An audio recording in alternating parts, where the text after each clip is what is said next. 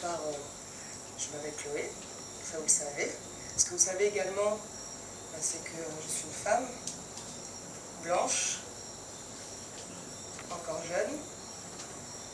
Ce que vous ne savez pas tous, c'est que je proviens d'une famille qu'on classe en état d'une catégorie sociale plutôt basse. Et puis surtout, le plus important à mes yeux, vous le savez tous, que je me considère comme guyanaise. Et ça, on ne le voit pas tout de suite. Je me considère guyanaise parce que ça fait maintenant 25 ans que je suis arrivée en Guyane, par les hasards de la vie. Et je remercie ma mère de m'avoir permis de grandir tout simplement sur ce territoire multiculturel.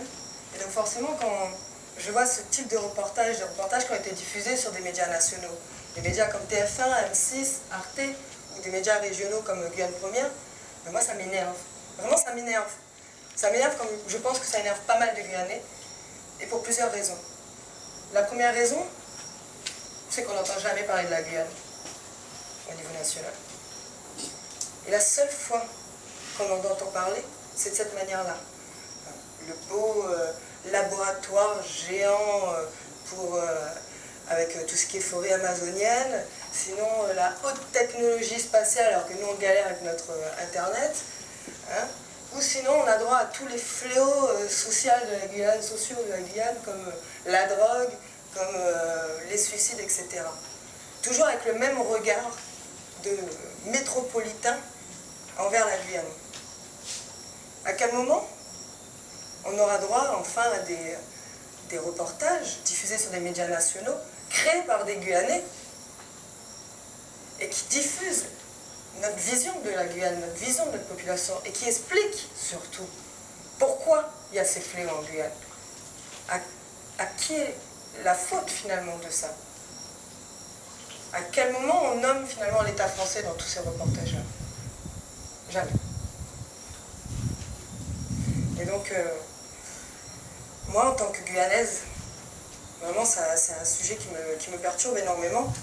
Parce que j'ai grandi, finalement, le cul entre plusieurs touques. D'un côté, j'avais ma touque, avec toutes mes origines familiales, européennes, ardéchoises, un petit peu de Belgique, même un petit peu de pied noir, apparemment. Et puis, de l'autre côté, j'ai mon autre touque. Celle avec tous mes emprunts, à tous mes amis, à toutes les cultures en Guyane. Parce que moi, j'ai grandi à Kourou, comme beaucoup de blancs, vous me direz, mais contrairement à la majorité d'entre eux, je suis pas de papa au CSG. J'ai grandi dans un quartier encore classé par l'État français aujourd'hui comme ZUS, comme une ZSP, comme voilà, un quartier non sécuritaire, Monnerville. Moi, ça a été le lieu de toutes mes rencontres, quoi. Le lieu de mes aventures, le lieu où j'ai grandi, où j'ai passé mes 13 premières années en Guyane. Et voilà, je partais le matin, j'allais chez ma première voisine qui était d'origine bouchinagé, j'essayais, désespérément, d'apprendre à tresser ou même à danser. Bon, j'ai toujours été bloquée, ça c'est le côté blanc qui est bien incrusté. Après, je partais le midi manger chez ma voisine bolivienne, des empanadas. Elle est où, ma copine? Elle est pas là. Voilà. C'est là où j'ai connu Cassandra. Elle est là, je l'ai pas vue. Quand même, je t'ai cherché. Et puis, l'après-midi, je pouvais faire des colis amérindiens avec une copine créole pour finir le soir chez des coulis à bouffer du rôti, quoi. Mes journées, c'était ça. Je passais de culture en culture. Et on avait quand même une base d'éducation à la française, tout le monde. On croyait par exemple Père Noël, la petite souris, aux œufs de Pâques, etc. Mais j'avais une croyance vraiment un peu particulière. Je croyais en une espèce de sauveur, l'État français. Et j'ai cru longtemps en fait. Donc c'était normal, hein, en même temps. C'était même lui qui nous donnait à bouffer tous les mois, hein, quand on galérait avec le RMI, maintenant ça s'appelle le RSA. C'est lui qui nous permettait de bouffer quand même. Puis c'est grâce à lui qu'on s'achetait une nouvelle pompe chaque année à la rentrée scolaire. On faisait presque un calendrier de l'Avent avec mon frère pour attendre l'allocation de rentrée scolaire, quoi. Le bonheur. Noël avant l'heure. Et je n'étais pas toute seule à penser de cette façon parce que en Guyane, à l'heure actuelle, il y a plus de 42 000 allocataires du RSA, donc RMI devenu RSA aujourd'hui. C'est-à-dire que de façon directe ou indirecte, il y a une personne sur deux en Guyane qui vit grâce aux aides du RSA et de la CAF. Donc forcément, ça place déjà un petit peu le principe, quoi. Merci État souverain de nous donner à bouffer. Et puis, ma mère, avec son bac -3, elle m'a beaucoup expliqué que l'éducation nationale nous permettait d'avancer dans la belle échelle sociale, puisqu'on est quand même dans l'État français, avec le beau slogan « Liberté, égalité, fraternité ». Donc moi, voilà, j'étais à fond, j'étais sous scène, mais première ordre, quoi. Et donc, en même temps que j'assimilais mes leçons, j'assimilais en même temps cet état d'esprit, avec cet état sauveur, quoi. Contrairement au Père Noël et compagnie, où j'ai vite fait l'arrêter d'y croire, quoi. Ça, au contraire, avec les années, ça s'est amplifié. J'ai choisi de faire mes études à l'Université des Antilles et de la Guyane, de ne pas partir. Ça, je pense qu'il faudrait une conférence gesticulée juste pour ça. Mais j'ai fait un test métier de formation et de médiation. Et une licence, lettres sciences humaines et appliquées. Et encore une fois, je dis remercier l'État sauveur de me permettre de faire ces études. C'est pas lui qui permet d'avoir la gratuité dans les universités. C'est pas lui qui me donne 400 € par mois pour pouvoir me nourrir, me loger. Même si ça coûte 450 € le loyer. Il me permet quand même de vivre. Cool, quoi. Même si c'est des diplômes cocotiers, c'est pas grave. J'ai des diplômes, moi. Et puis, je pensais que, là, avec le recul, je me suis demandé pourquoi là, j'ai pas commencé à lâcher cette idée, quoi. Et au contraire, ça s'est encore amplifié, en fait. Après que j'ai eu ces diplômes cocotiers, je me suis dit, bah, avec ces fameux diplômes, qu'est-ce que je vais pouvoir faire? J'ai regardé un petit peu les débouchés, etc. Et je me suis vite rendu compte que j'avais plutôt intérêt à taper la fonction publique, quoi. Parce qu'en Guyane, il y a 23 000 personnes qui travaillent, un peu plus, qui travaillent dans la fonction publique. Ça représente 35% des emplois actifs en Guyane. Et ça ne comprend pas encore les chiffres du CSG, avec les emplois directs et indirects. Donc on a à peu près un emploi sur deux qui est lié de façon directe ou indirecte avec l'État français, quoi. Donc bon, avec un taux de chômage de pratiquement 45% chez les jeunes, on ne réfléchit pas longtemps, quoi. Mon objectif, c'était de viser la fonction publique. Et puis, encore une fois, par ma mère, je suis désolée, parce que j'ai beaucoup en parlé ce soir, et j'ai toujours été une personne très engagée dans différents combats associatifs ou autres, et j'avais besoin d'un emploi qui fasse sens, qui me permette de rendre à ce territoire ce qu'il m'avait donné. Et donc je ne vais pas juste être planquée dans une administration avec un salaire qui tombait tous les mois.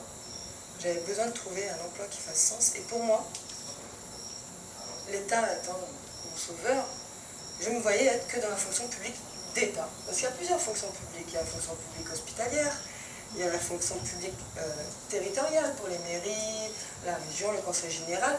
Mais non, moi je voulais la fonction publique d'État. Parce que c'est eux qui mettent en place la politique du gouvernement français. C'est eux qui ont les bourses, les moyens de mettre en place des choses. Voilà, c'est qui ont les compétences. Ah ouais, puis surtout les bourses, quoi. C'est eux qui gèrent les fonds européens, par exemple. Puis c'est grâce à la France qu'on est dans les fonds européens. L'Europe s'engage en Guyane à hauteur de 500 millions d'euros de 2007 à 2013. Waouh! Le CSG, il finance à hauteur de 300 millions d'euros des infrastructures et des projets. Waouh, c'est là où je veux travailler, quoi. C'est vraiment là. Puis un jour, ça s'est fait, quoi. Banco. J'ai eu mon petit coup de fil. Allô, bonjour. Donc vous êtes engagé, vous allez être assistante de gestion sur un programme de financement leader. Ok. J'appelle ma mère. Allô, maman, je suis trop contente. J'ai obtenu mon poste. je suis vraiment trop heureuse parce que comme je disais, avec son bac -3, ma mère a galéré toute sa vie. De CES en CUI, en CAE, etc. Elle a tous les contrats aidés. Et donc moi, avec mon bac +3, je me suis dit, bah, un CDD de 3 ans, même restante, même sous-payé, c'est banco, quoi. Et c'est banco pour plusieurs raisons. Je commençais à faire partie des privilégiés. Les privilégiés qui touchent 40% du Guichard, contrairement au reste de la population. Je faisais partie des 23 000 personnes en Guyane qui ont eu 40% de plus tous les mois sur leur salaire parce que la vie est trop chère pour eux, pas pour le reste de la population. Donc je me suis dit que ça arrangerait mon découvert. En fait, non. Et puis j'étais contente aussi parce que tout simplement j'ai accédé à la fonction publique. Contrairement à beaucoup d'amis autour de moi qui ne sont pas de nationalité française et qui ont donc aucune possibilité de passer les concours puisqu'il faut avoir la nationalité française. J'ai des copines à l'université encore plus sous-sec que moi, je ne sais pas si c'est possible, mais encore plus sous-sec que moi, quoi. 2 haïtiennes, des grosses têtes, et elles ont attendu 3 ans que leur dossier de naturalisation arrive au bout pour pouvoir passer le concours d'infirmière pour l'une, d'assistante sociale pour l'autre, et de se classer dans les 3 premières. Elles ont galéré 3 années de leur vie avant de pouvoir finalement rendre service à l'État français et à la Guyane. Donc moi, je réalisais cette chance vraiment de pouvoir être là. Et puis, comme je le disais, en plus d'être privilégiée, j'étais l'élite, quoi. Fonction publique d'État. Je faisais partie de tout cela, parce qu'en Guyane, il n'y a pas énormément de Guyanais dans la fonction publique d'État. Il faut savoir que pour rentrer dans la fonction publique d'État, il fallait passer un concours au niveau national, les 3/4 du temps. Ensuite, faire une formation au niveau national, et ensuite on est muté sur le territoire. On peut être muté français. Et donc, avant de pouvoir retourner au pays, en fonction de la branche dans laquelle on est, on peut parfois galérer quelques années. Donc moi, en tant que contractuel de la fonction publique, j'ai pas eu à passer ces concours, j'ai pas eu à m'expatrier pendant plusieurs années, à donner mon travail à la patrie française. J'ai pas eu à faire ça. Je trouvais que c'était une chance. Ça, c'était à l'époque. Je suis revenue dessus.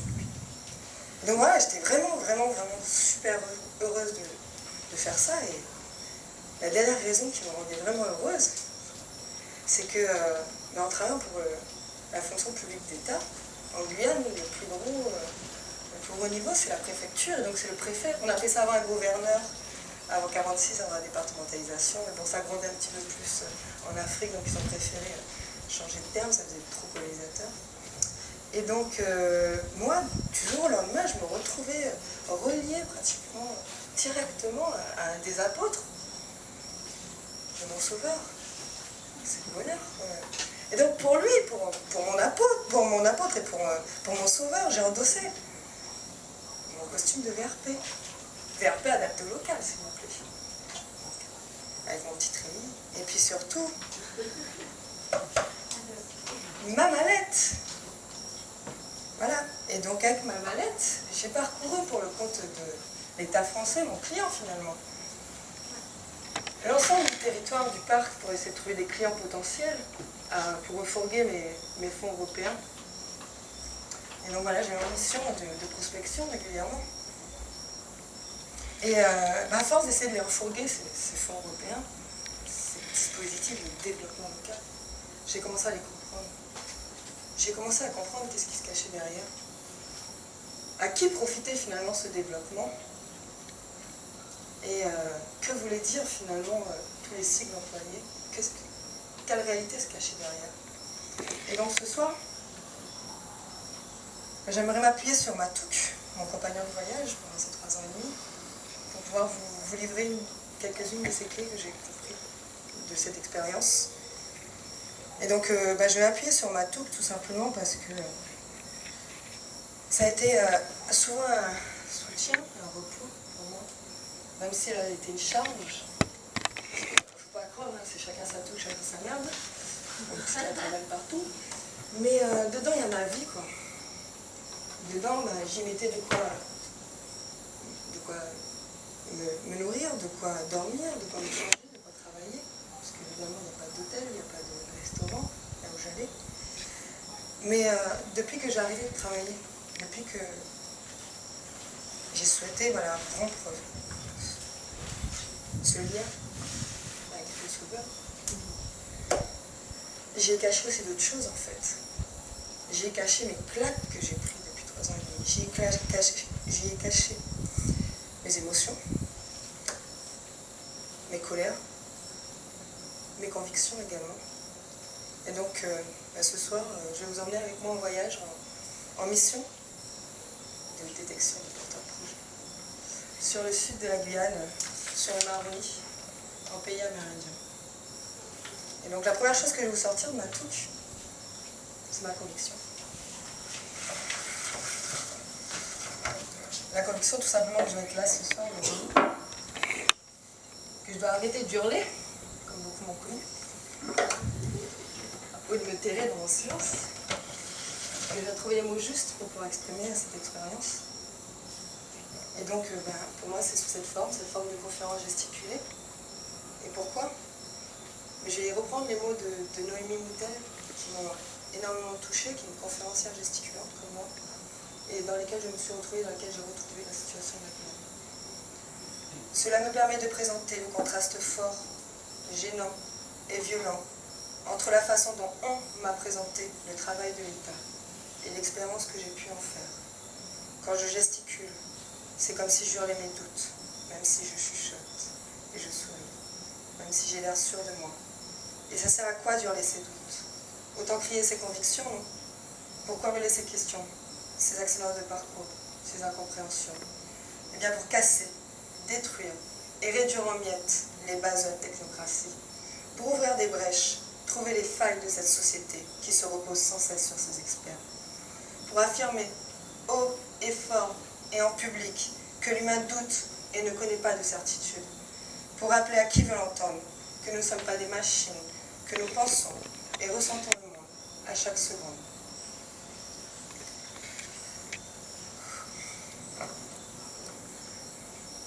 Et donc, la première étape, pour vous emmener avec moi au voyage, comme je le fais à chaque fois, à chaque mission, c'est que je me rends dans le siège du parc amazonien. C'est le parc amazonien, comme je le disais, c'est un établissement public d'État qui est tout jeune, qui est, comme disait le directeur à l'époque, l'établissement public à 2 ans, il commence à apprendre à marcher, l'établissement à 5 ans, il commence à apprendre à communiquer, etc., etc.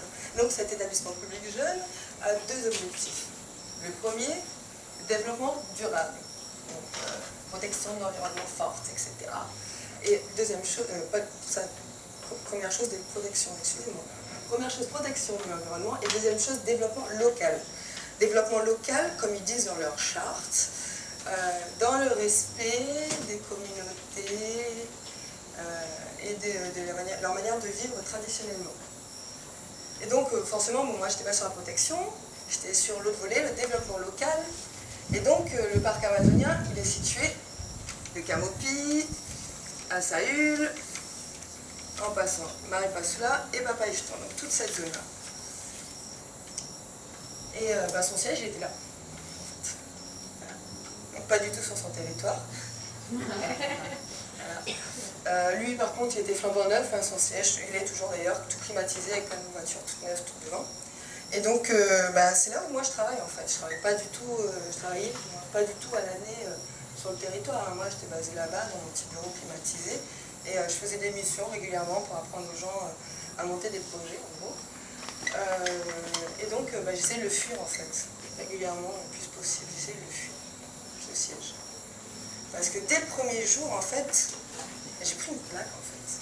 Je suis arrivée, ma chef m'a dit « Bon, je t'explique ce que c'est le programme leader. » Alors, ça donnait un truc du style « Alors, le programme leader, il est sur un financement FEADER qui est géré via un PDRG, le comité de gestion, c'est le DAF, la DAF, il y a un comité de programmation via un GAL, enfin en gros, je comprenais que dalle.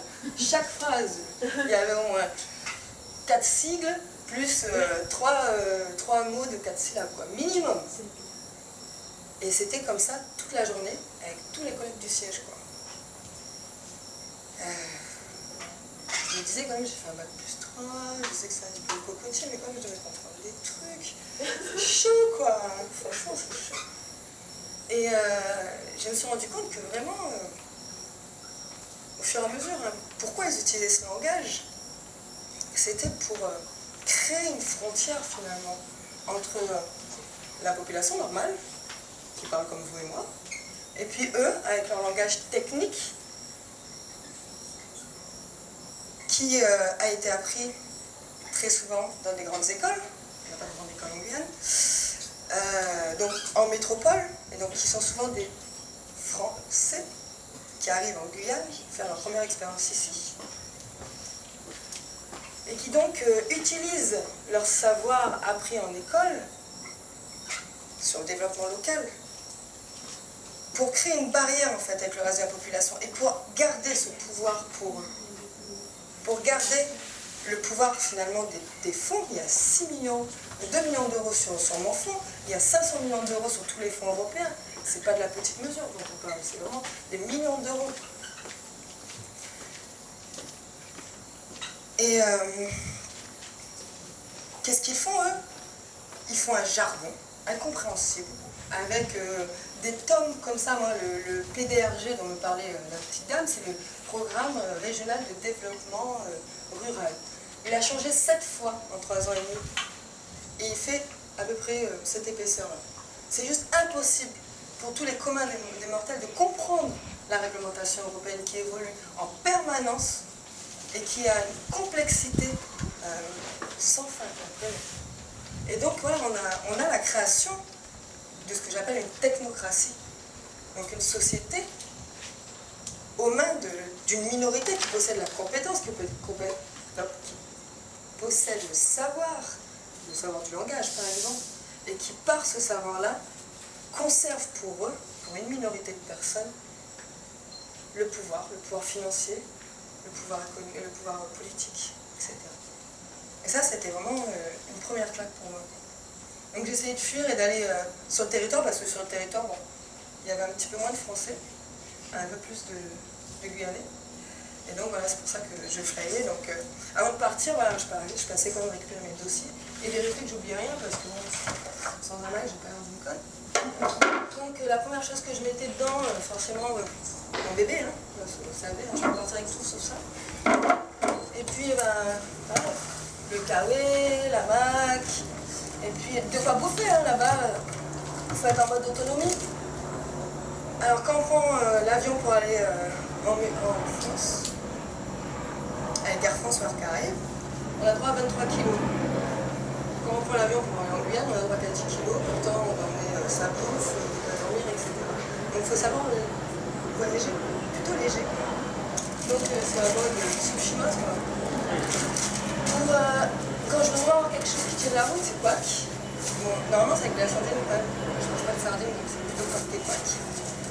Et voilà, après la mac. Et puis ne pas oublier sa petite lampe pour faire pipi, que je peux rouler. Essayez de ne pas la mettre comme moi tout au fond, parce que quand il faut venir, tu peux. Une fois qu'on a rassemblé tout ça, on est parti. Direction l'aéroport, puisque comme on le sait tous, hein, on n'a pas de route pour accéder à notre territoire. Et bon, je vais faire à chaque fois 3 jours de pirogue. Alors c'est sympa, j'adore. Hein. Mais malheureusement, je ne peux pas être payé pour ça. Et donc, non, on va laisser sortir. Donc voilà. Matoury, embarquement immédiat, direction Mapassoula. La ville capitale des Bushinagé pour moi. Et là, l'atmosphère change tout de suite. Là, on a un autre rythme, on a une autre vision des choses, tout est plus ou moins ralenti, on prend le temps de discuter avec les gens, de les découvrir, de comprendre qui nous entoure, etc. Donc voilà. On est parti. Excusez-moi. Tant pour moi.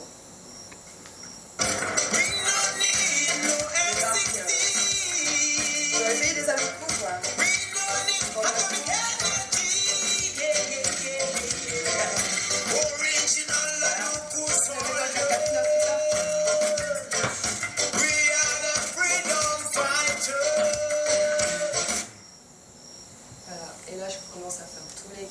avec mes collègues, c'est le début. Là, la vraie vie démarre. Et la vraie vie démarre, quoi. Il y a une dernière étape, en fait, c'est pas vrai. Je suis obligée, en fait, à chaque fois de passer par le siège, parce qu'il y a des sièges partout du parc. Le siège à Maripasoula, où il y a le chef de délégation, métro, forcément, qui veut absolument me voir pour m'expliquer à chaque fois la façon dont je dois me comporter sur le fleuve, ce que je dois dire ou ne pas dire au peuple autochtone, au risque de les frustrer, alors que lui-même ne va jamais sur le terrain, mis à part quand il y a des officiels qui de toute façon mettent les deux pieds dans le plat à chaque fois. C'est doucement là. Mais bon, ouais, je lui laisse faire son petit speech parce que j'ai un petit peu pitié de lui en fait.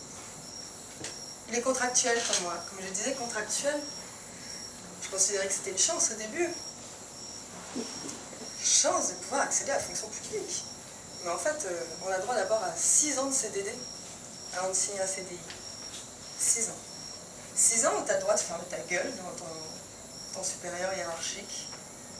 6 ans où tu vois les gens faire n'importe quoi, mais tu es obligé de fermer ta bouche parce que tu veux préserver ta place pour pouvoir ensuite accéder à un poste en métropole, retourner dans ton pays.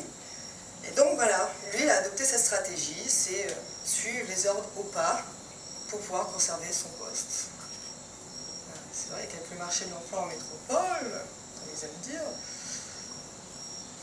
il vaut mieux venir faire ses premières armes en Guyane, quoi. Donc, voilà, je faisais pitié, je laissais parler, ça passait plus vite, puis c'était réglé, quoi. Après, je pouvais plus vite retourner faire un petit cancan, avancer directement sur le terrain avec mes collègues. J'avais une collègue à Maripasoula qui s'appelle Myrta, une fille excellente. Il y a eu un portrait de Yaroni sur elle, d'ailleurs, à découvrir, Yaroni produit par Tic Tac. Et c'est une fille à l'écoute qui a, ouais, elle aussi, finalement, le cul entre les deux touques. Et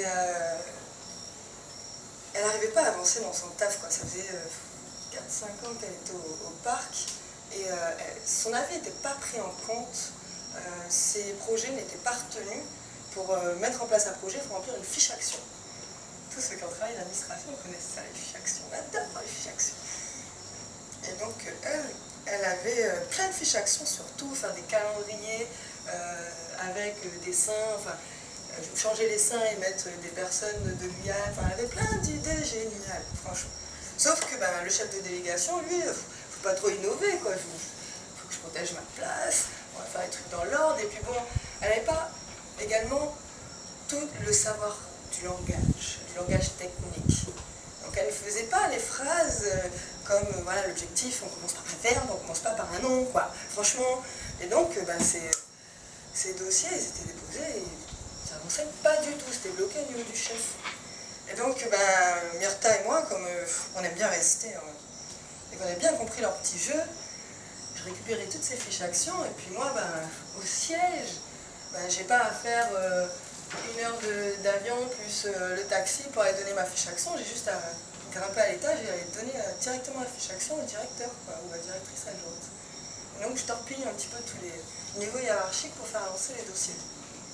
Petite stratégie comme une autre. Donc avec Myrta, on parlait des heures de tous les projets qu'on pourrait mettre en place avec si on avait de l'argent sur la zone et voilà, je kiffais vraiment. Mais on parlait aussi souvent donc, de notre statut contractuel parce que on s'est rendu compte qu'en fait c'était pas si avantageux que ça, déjà parce qu'on a 6 ans de CDD, mais ça on peut le comprendre, on fait nos tests, on n'a pas passé de concours, etc. On l'entend. Mais pourquoi, en tant que contractuel de la fonction publique, on a moins de droits qu'un salarié du privé? J'entends bien qu'on puisse avoir moins de droits, moins de salaire qu'un fonctionnaire, c'est logique, puisqu'on n'a pas fait les sacrifices pour. Mais pourquoi moins de droits qu'un salarié du privé? Pourquoi l'État français a créé le Code du travail? Pourquoi l'État français crée les droits des travailleurs? À quoi ils servent si lui-même ne les applique pas, ne montre pas l'exemple? On n'a pas droit à la prime de précarité, on n'a pas droit, il n'y a pas de cotisation pour les fonds de formation, etc. On ne parle pas du système de l'assurance chômage. J'en sais quelque chose. Bref, c'est vraiment, je comprends pas, quoi. il crée des lois qui ne s'appliquent pas à lui-même. Donc voilà, on parlait beaucoup de cette situation, et Myrtha, il n'y a pas beaucoup de boulot à Maripasoula, des boulots sur lesquels elle peut quand même essayer de faire des trucs. Myrtha, malheureusement, est obligée de rentrer dans les rangs. Pardon. Et donc, une fois que j'ai fait mes petites discussions, j'ai récupéré mes projets, etc., on va direction les dégrades, là où il y a toutes les pirogues. C'est encore un endroit que j'adore parce que c'est un lieu de ville, tu peux t'acheter ta bourse, ton petit coq de Maripasoula, ton pinda, ton piment. Enfin, t'es là remplir vraiment ta touque finalement, avant de partir. Et j'étais toujours accompagnée de Myrtha parce qu'en fait j'ai toujours été extra, giga nulle en langue. Là, le français, je me bats avec, comme vous pouvez le voir. Alors les autres langues, laisse tomber. Donc, ce sera un tango de mes quelques années de cohabitation, enfin de voisinage avec la famille Bushinangé. J'ai retenu 2 mots. Dagou, qui voulait dire quel chien, parce qu'on avait un chien qui s'appelait Tequila. Et à chaque fois qu'elle venait à la maison, le chien il venait lui dire bonjour. Quoi. Et là, la dame faisait Oudagu, Oudagu, Oudagu. Donc forcément, ça me marque. Et le deuxième mot que j'entendais beaucoup de cette dame, c'est Mofouélé, qui veut dire attention, ça va tomber quoi. Et apparemment, elle devait faire pas mal de conneries parce que j'entendais souvent. Donc voilà. Et puis, je me suis dit qu'avec les années, ça allait s'améliorer. Et bon, à l'Université des Antilles-Guyane, j'ai eu droit à 24 heures de langue du fleuve. Mais j'ai décidé de boycotter. Parce que je ne peux pas comprendre que ça soit un blanc issu d'Allemagne qui vienne 2 semaines m'apprendre à parler une langue au pays même de la langue. Donc voilà, du coup, j'ai dit à Miwashi, Miwagi, je lave ma voiture, mais bon, j'en ai pas dans Pasoula, ça ne sert pas à grand chose. Ou Miwani Mian, j'ai faim. Voilà. Mon frère a une autre technique, lui, pour apprendre les langues, par contre.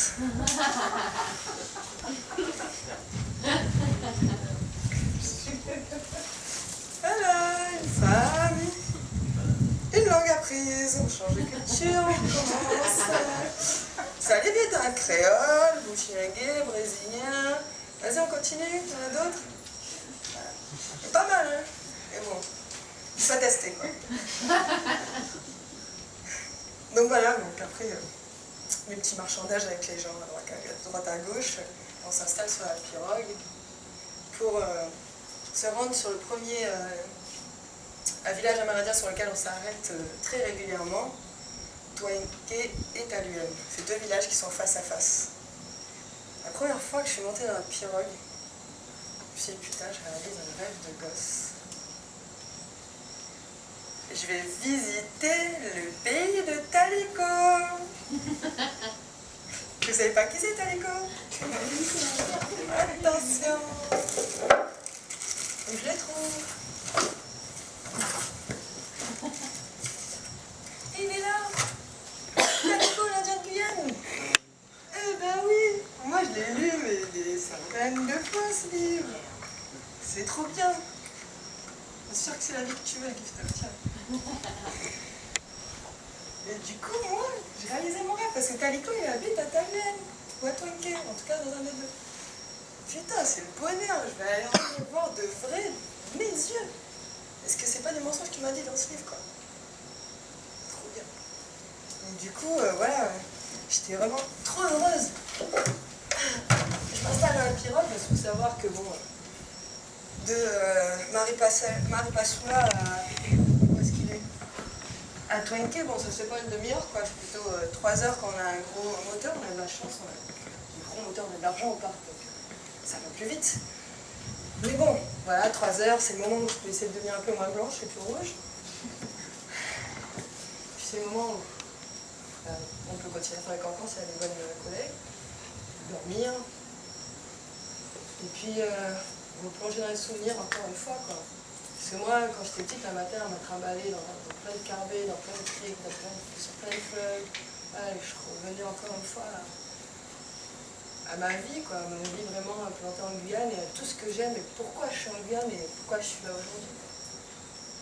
Mais non. Même s'il y a eu des missions catastrophes, mais en général c'était beau. Voilà, au bout de 3 heures, on arrive au Catalunya, on se gare, et puis on s'en va tout parce qu'on vous a dit, hein, que ça merde. Alors, Catalunya, il y a une petite spécificité, je sais pas si il y a un rare qui a dû y aller, si tu t'en rappelles. C'est la pente comme ça. Avec ta touche. T'es déjà assommé par tes 3 heures de sommeil. Soit de pluie, soit de soleil. Et là, tu te dis, oh putain. Dernier, parce que comme je disais, je suis totalement nulle en langue. J'ai eu aussi des langues amérindiennes à l'université. Le seul mot que je retiens, c'est couscous. Ça veut dire chat. Il n'y en a pas. Il y a bien Maïpouri comme mascotte du village. Mais il n'y a pas de chat, quoi. Donc ça ne va pas servir à grand chose. Du coup, avec Mikey, on entame la première étape de la vente, la prospection. Donc on fait le tour de notre village. Bonjour, voilà, j'ai un programme de développement de 2 millions d'euros. On a de l'argent, vous avez des projets, venez nous voir, vous voulez développer votre village. Venez, venez.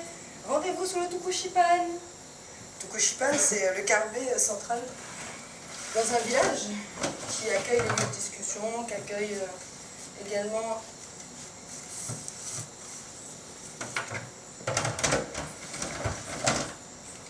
les visiteurs comme moi. Moi, je dors là-bas quand j'y vais.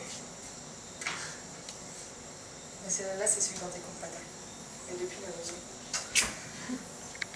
Et on leur dit, venez, venez, rassemblez-vous. On vient chez vous, mais on vous dit de vous rassembler. Venez. Et puis on les rassemble, on explique donc qu'on a des millions d'euros pour tout le tourisme, l'agriculture, qu'est-ce que vous voulez. La culture, on a tout, association, on a. Venez, venez, il n'y a pas de souci. Et on entame la deuxième étape de vente. La proposition adaptée aux besoins du client. Donc pour ça, on fait d'abord un entretien individuel pour cerner les besoins du client. Donc, on les fait venir tour à tour. Donc ça donne, voilà, le premier monsieur il arrive, il dit bonjour, voilà, j'aimerais créer un gîte au fond du village pour pouvoir accueillir des gens comme vous dormez sous notre Tukushipan. Et puis on pourrait faire venir des touristes aussi chez nous, faire découvrir comment on vit en pays amérindien. Ok. Bonjour monsieur, ouais, très bien, très beau projet, super, c'est vrai que ça pourrait être plus sympa, découvrir aussi comment vous vivez, tout ça. On est tout seul dans le Tukushipan. Mais alors le souci, c'est que j'ai dit oui, qu'on finançait le tourisme. Mais le problème, c'est pas moi qui monte le dossier. C'est mon collègue chargé de mission tourisme, qui est en vacances. Et donc la prochaine mission, ça sera d'ici 3 mois, donc je pense qu'il pourra venir d'ici 3 mois vous expliquer un petit peu comment ça se passe. Mais je crains que ça soit difficile, quoi. Parce que le terrain sur lequel tu habites, là, et que ton papa habitait avant, ton arrière-grand-père, toute la zone sur laquelle vous habitez, là, même si c'est chez toi, vous n'avez pas de papier de l'État français qui dit que c'est chez vous. Vous êtes sur une SDUC.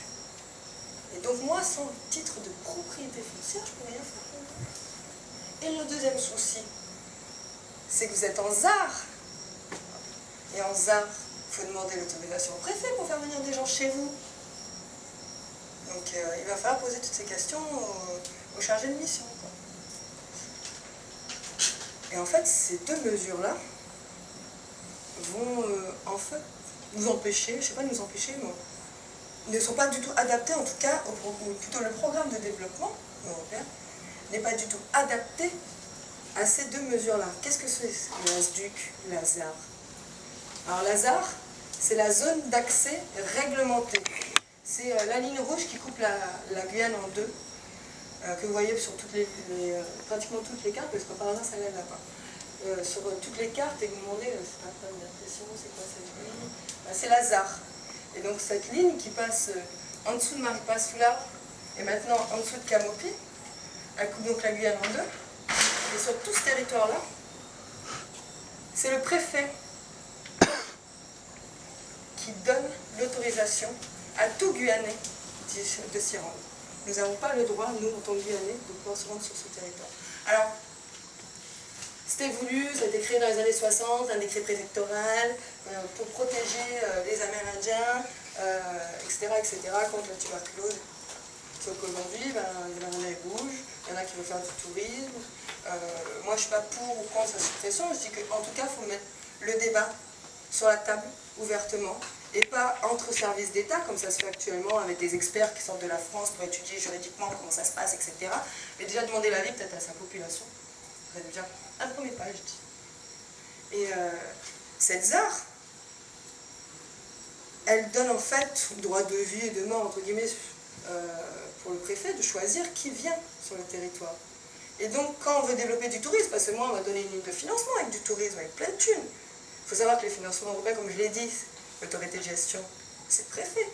Donc d'un côté, il met une ZAR où il empêche finalement le développement du tourisme, et de l'autre côté, il crée des lignes de financement pour inciter à faire du tourisme. Les SDUC, qu'est-ce que c'est les SDUC? Second problème. Ce sont des zones de droit d'usage collectif. Elles ont été créées, pareil, pour protéger, alors j'adore comme il dit ça, les peuples tirant traditionnellement leur subsistance de la chasse et de la pêche et de la cueillette. Je crois que c'est ça. Et du coup, ils donnent des zones du territoire, en fait, souvent le long des fleuves, qui sont classés en SDUC, donc c'est des territoires qui appartiennent à l'État français, hein, où ils disent, bon ben là c'est SDUC, c'est marqué sur un papier, et donc les Amérindiens ont le droit de chasser, pêcher, cueillir sur cette zone et d'y habiter, quoi. Par contre, il ne faut pas abuser, il ne faudrait pas qu'ils développent des entreprises, quoi. Ah bah non, hein, nous, on veut qu'ils restent traditionnels. Hein. Parce que c'est ça ce que ça veut dire, la SDUC. C'est traditionnel. Chasse, pêche, cueillette. Que fait-on des gens à qui on les a forcés d'aller à l'école, de quitter leurs parents, d'aller sur le littoral, à qui on leur a inculqué souvent la religion, bref. Et on leur dit maintenant, non mais non, en fait on t'a montré tout le progrès, mais non mais toi il faut que tu continues à vivre traditionnellement si tu veux rester sur ton territoire. Encore une fois, le préfet qui crée donc les SDUC pour vivre traditionnellement, et de l'autre côté, le préfet qui crée un fonds de développement pour développer notamment la création d'entreprises. Contradiction totale. Et du coup, ben, ça m'a sacrément emmerdé tout ça. Parce que moi, dans l'histoire, j'étais à VRP, mon objectif c'était de vendre, mais j'atteignais pas mes quotas, quoi. J'atteignais pas. Parce que la majeure partie des projets nécessite le foncier. Tu veux faire un restaurant, il faut bien avancer quelque part pour proposer ton restaurant. Tu veux faire un gîte, il te faut bien ton petit coin. Une école de musique, pareil. Tu prends n'importe quel projet, il y a 90% des projets qui passent à la trappe finalement. Parce qu'ils n'ont pas l'acte de propriété.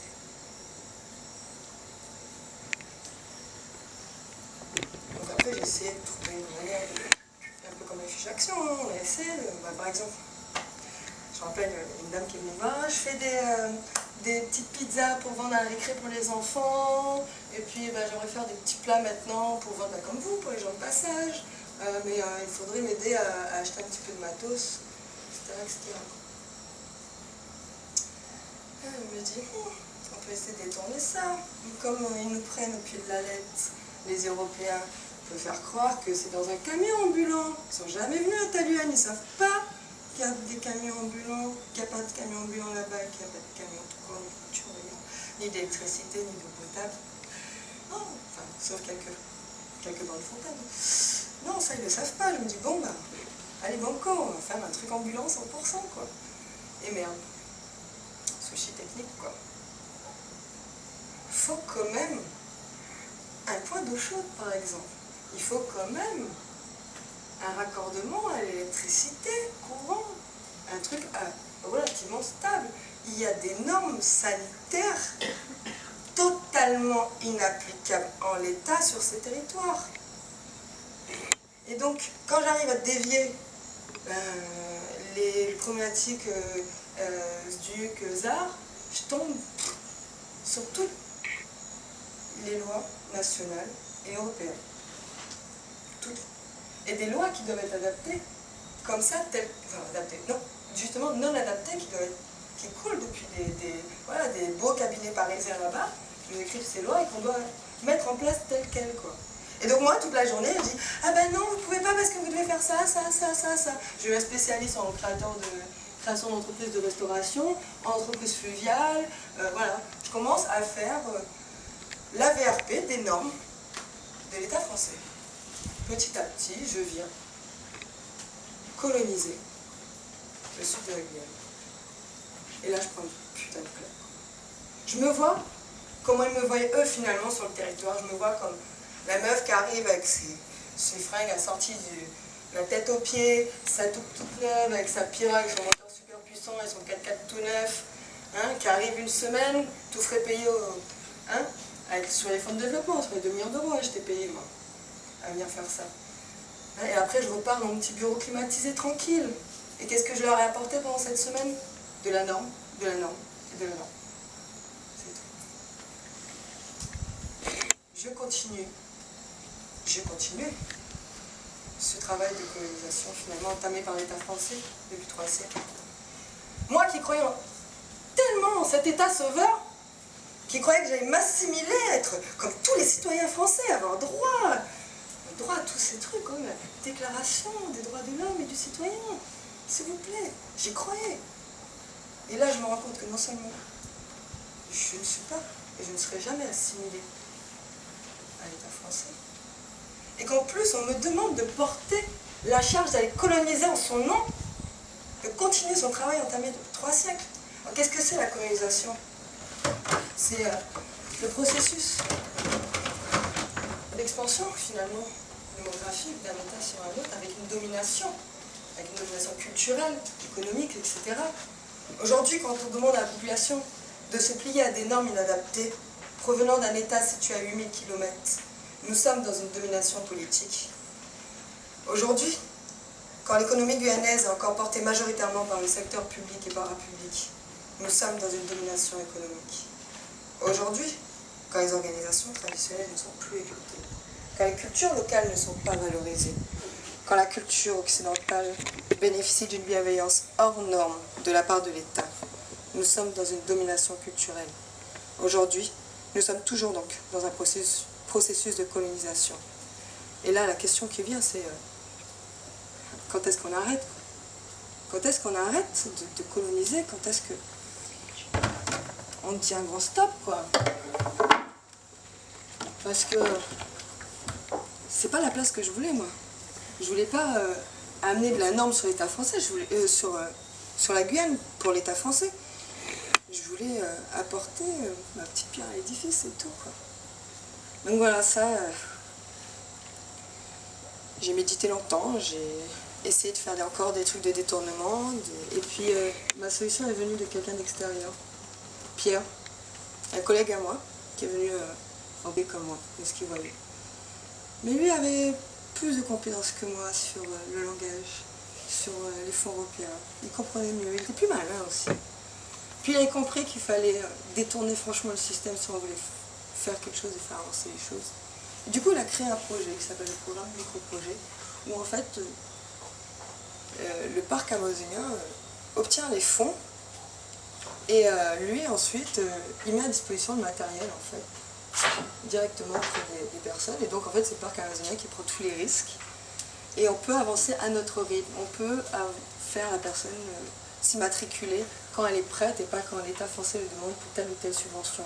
On peut lui faire investir au fur et à mesure de ses besoins et de ses moyens et pas quand l'État français demande la facture pour pouvoir se faire rembourser, etc. etc. C'est vraiment un moyen de se dégager. Et je me suis dit, putain, ouais, on peut faire des choses. Il faut qu'on arrive à s'emparer des outils créés finalement par l'État français, à les utiliser de la bonne manière pour le développement local. Parce que si eux, ils arrivent à l'utiliser pour eux, on peut très bien, nous aussi, le détourner et l'utiliser de la bonne manière pour le territoire guyanais.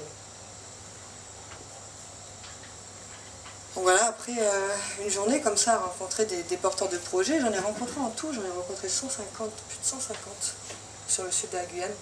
Et sur 150, quand je suis partie, je crois qu'il y en avait 8 qui ont été financés. Non, pas qui ont été financés, qui ont été programmés. Quand je suis partie, pas tous étaient payés, quoi.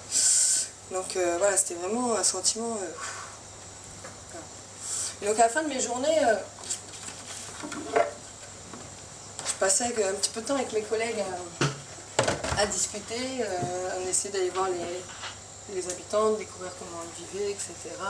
Voilà, de casser un petit peu les normes, les valeurs, etc. Et puis donc souvent on rentrait tard le soir sur les Tokoshipan. C'est pour toi, LG. Et Tokoshipan, donc il est bien bas, quoi, donc il faut bien se baisser. Donc j'ai oublié ma lampe. C'est important la lampe. Là, ils sont Tokoshipan. Comme j'ai mis. Donc la lampe a disparu. Mais avec ça, c'est mortel. Là, on n'y voit que dalle. On va faire pipi, pareil. Et donc, je rentre sur Tokoshipan, et là, à la lueur de ma lampe, je vois des tonnes et des tonnes de cafards gluants partout. Et donc, mon objectif, c'était d'aller dans mon super hamac.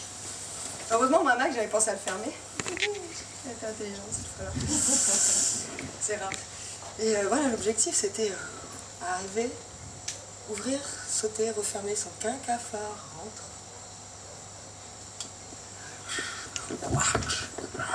Et j'ai passé la nuit entière à vérifier qu'il n'y avait pas un cafard dans mes cheveux. Et j'ai pas pu dormir, quoi. Ça, c'était une de mes premières nuits à Talbiot avec les Talico. C'est chaque fois. Je m'en rappellerai. Et donc après, le lendemain matin, on reprenait toutes nos affaires. Et on repartait sur un autre village parce qu'on ne restait pas trop longtemps, il ne fallait pas trop les aider quand même, hein. Un petit peu pour chacun. Et donc, direction Antekumpata qui se trouve là. Et donc là, on retourne sur la pirogue. Moi là, c'est la descente, c'est un jeu. Puis j'ai un petit peu mangé, c'est un petit peu plus léger.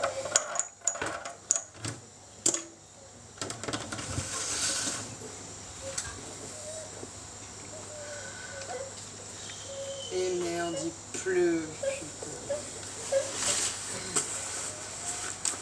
Là, c'est trop tard. Je suis déjà trempée. C'est mort. À chaque fois, je me fais. À chaque fois, la pluie me tient. Ça, c'est, je sais pas, j'ai l'impression que c'est... Il n'y a que certains talents qui arrivent à mettre leur imperméable au bon moment, quoi. Au début, voilà, je me faisais avoir comme ça. Après, je me suis dit, j'ai une autre technique. Je vais le mettre dès le départ. Là, c'est pas que je fasse. Je vais mettre le départ quand même. Et donc, en général, à peu près au bout de 10 minutes, on va transpirer comme un grand porc dans le soir. Donc, tu le retires. Comme là, d'ailleurs. Et donc après, j'ai eu une petite technique au fur, mais c'était plutôt vers la fin. J'ai compris qu'il fallait regarder le mec qui est au bout de sa pirogue, qui connaît très bien son territoire, et en qui je fais confiance puisque je mets mon cul à la pirogue toute la journée. Et lui, il sait très bien quand il va pleuvoir ou pas, il cherche son KO au dernier moment, il le met au bon moment. Le principe, c'est de ne pas le mettre au fond de la taupe, erreur fatale. Donc je vais garder à côté de ça, et puis dès que je le vois commencer à se baisser, des fois il y a des fausses alertes, parce qu'en fait il se baisse pour prendre un coca, comme ça. Bon. Donc tu es là, tu te le chopes, tu te le mets, hop. Et surtout, et c'est parti pour 2 heures de tremblement. Donc voilà, je détestais la pirogue, je détestais ça. Mais bon, c'était ça un petit peu le jeu pour pouvoir arriver à Antekumpata. Antekumpata, c'est un lieu magnifique, quoi. Déjà, en termes de paysage, on arrive après un saut, c'est magique, quoi. Faut le vivre. Et puis, Antekumpata, c'est particulier, ça a été créé par un blanc. Enfin, non, ça a été repris, amélioré, etc. par un blanc, ça a été renommé par un blanc, qui s'appelle André Collia. Et il y a eu des choses qui ont été faites en faveur des Amérindiens de là-bas. Pas mal d'actions à l'époque, qui tombent un petit peu des études maintenant, mais on peut noter par exemple la création de logements un peu plus confortables, la création d'un réseau électrique sommaire relié à l'électricité, quelques heures par jour avec un groupe électrogène. Il y a une bibliothèque immense en bois, une salle de jeu pour les enfants, il y a une école qui a été construite par les habitants, un dispensaire. Tout ça créé de la main des habitants. avec l'impulsion de André Konin qui a su chercher des fonds, taper aux bonnes portes pour pouvoir salarier ces personnes, améliorer leur quotidien.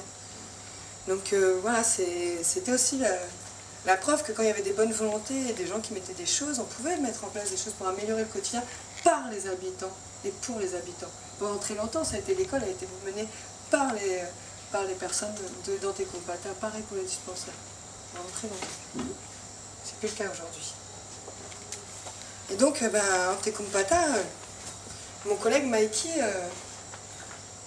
pareil, on commence à faire encore une fois le tour des villages, du village, du moins, à la recherche encore de clients potentiels.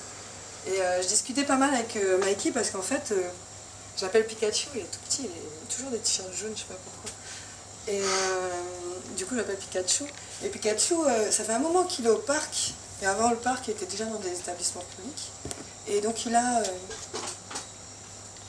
un capital de savoir sur ce qui s'est passé sur son territoire, sur les programmes de développement qui ont marché, ceux qui n'ont pas marché.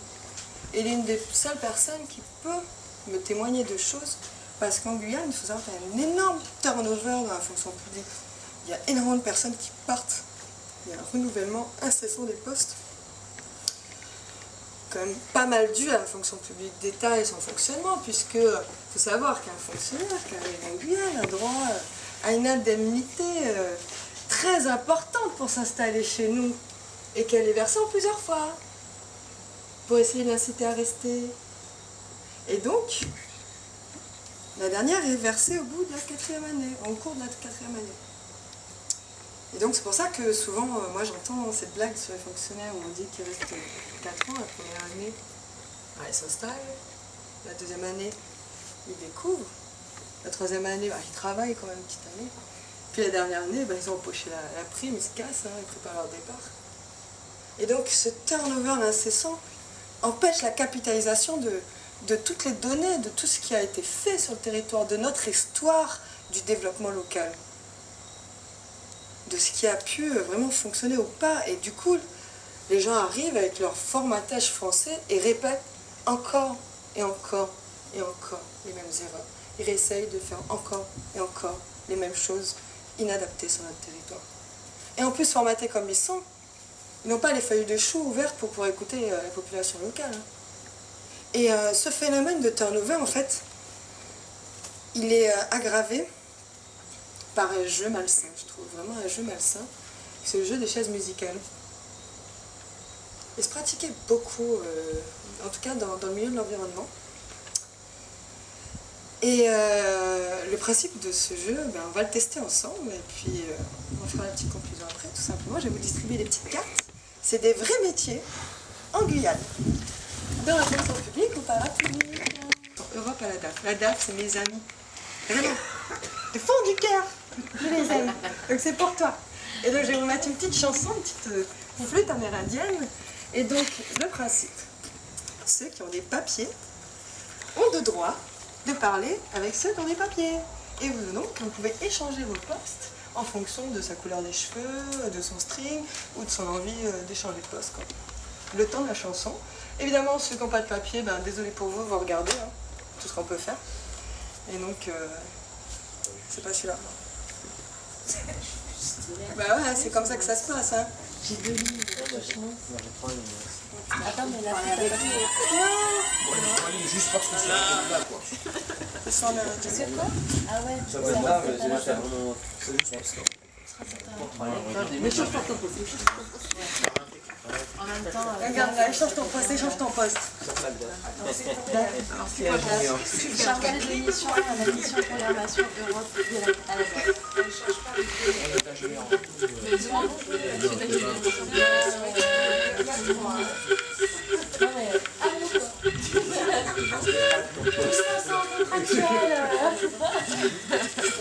c'est contractuel ou pas? Ah oui, forcément, c'est toujours contractuel. Et on peut pas échanger avec ceux qui n'ont pas de papier. Ça y est, vous avez vu les échanges? On recommence. Allez, un petit tour encore de flûte. Allez, une petite tour de flûte. Qui demande?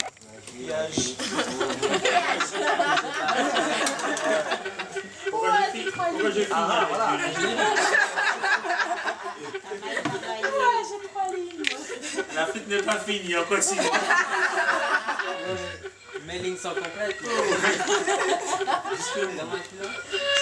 C'est mort, maintenant je laisse le garde. Ouais, ça arrive souvent aussi. Hein. Il y a des gars qui restent très longtemps en poste, hein, jusqu'à la retraite. Tiens, donne-moi le. Non, mais t'as été viré en fait. Des fois, il y a des fusions de postes, hein, quand il y a des gens trop compétents, il faut faire gaffe. Voilà. Dégueulasse. Mais oui, je sors de France. Ah, mais j'ai encore 3 lignes. Et donc, bah, ça se passe comme ça. Hein. Faut pas croire, mais voilà, les fiches de poste, elles sont diffusées pour les copains, les amis, les cousins. On appelle d'abord les copines, on fait envoyer d'abord les copines, les CV et compagnie. Et ça se passe comme ça. Hein. Et c'est les mêmes qui sortent faire leur week-end en carbet, compagnie, tous ensemble, et qui parlent du prochain poste qui va s'ouvrir. Et donc voilà, moi, c'est au parc, il y a un gars qui est arrivé de la DAF, le gars de la DAF était remplacé par une dame qui était à la DEC, la dame de la DEC, etc., etc., etc. Et ça, c'est constant. Et ben pour moi, c'est encore une technique pour favoriser une élite. Favoriser une minorité de personnes qui a cette compétence, ce savoir-faire technique de l'administration française, apprise dans des grandes écoles en France. Et donc, ben, on les favorise eux, parce que eux vont pouvoir normaliser notre territoire. Eux sont déjà formatés, et donc vont pouvoir faire le rôle de gentils colonisateurs, bobo écolo. Hein. Je vous conseille donc de lire ce livre d'Albert Memmi, Portrait du colonisé, Portrait du colonisateur. Et je vais juste vous en lire une partie. Le colonisateur ne peut même pas décider d'éviter les colonisés.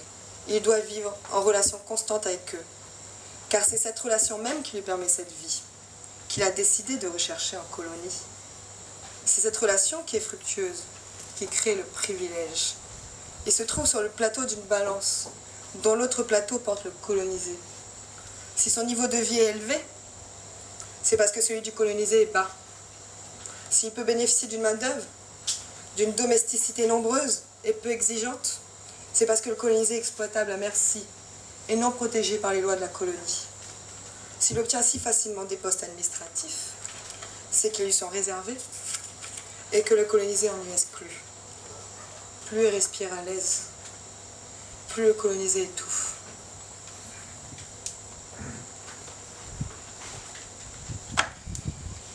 Et donc, ben, il y a beaucoup de collègues qui ont tout fait. Tous les collègues qui étaient catégorie B, donc les assistants d'œuvre en général, qui n'auront jamais droit à devenir chefs, qui devront toujours être dirigés par des Français.